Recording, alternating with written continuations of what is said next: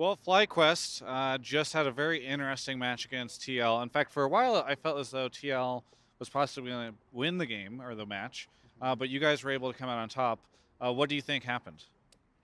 Well, game one, they played really well. We didn't play how our comp was supposed to. Like, we're supposed to let them run on us, and then we did that bad. I kind of played that game really bad, to be honest. But then game two and three, we had good comps that we know how to play really well, and we executed them well. It's just, we played better than them, you know? That's how we won.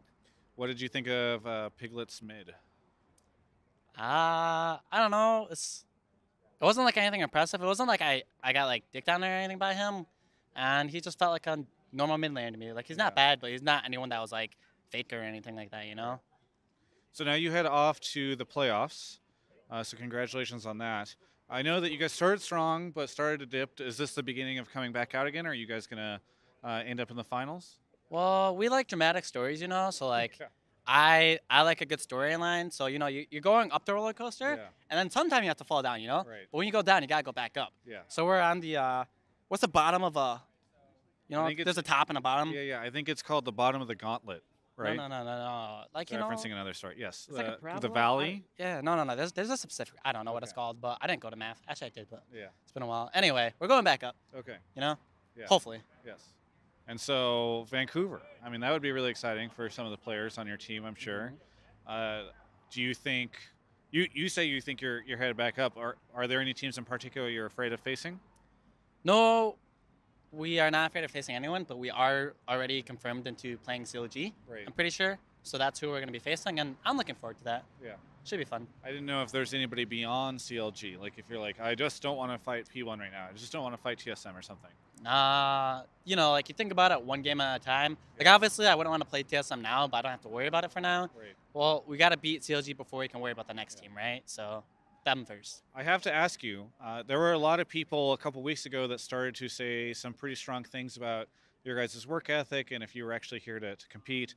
One of those people, Dardoch from Immortals, not in the playoffs now.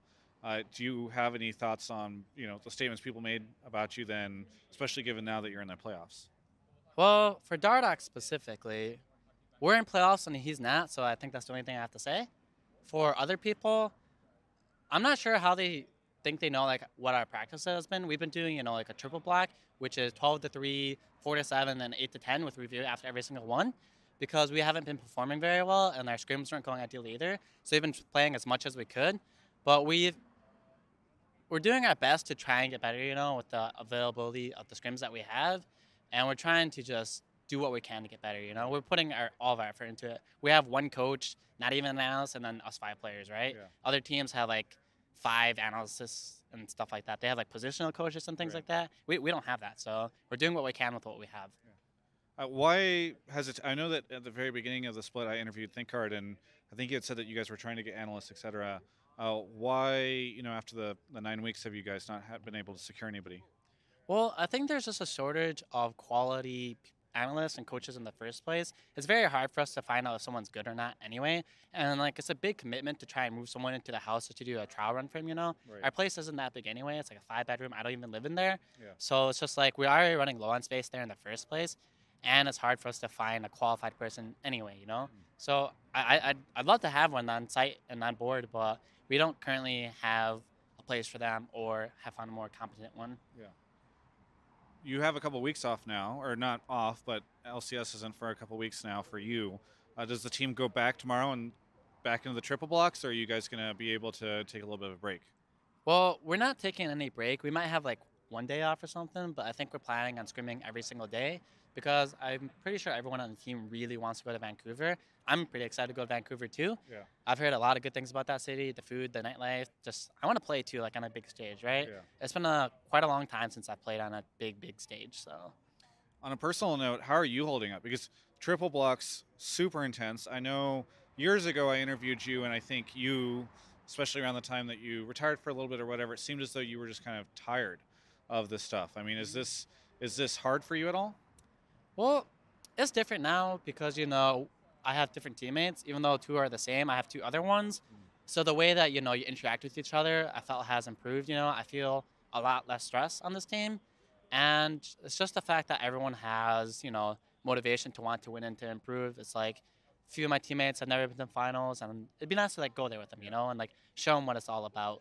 And I'm holding up fine. Like I know a lot more about like taking care of myself than I did back then, as far as like wrist problems and things like that. Right. So You just sent TL to the promotion tournament, including my boy Peter Peng, who is, I guess, only there probably temporarily.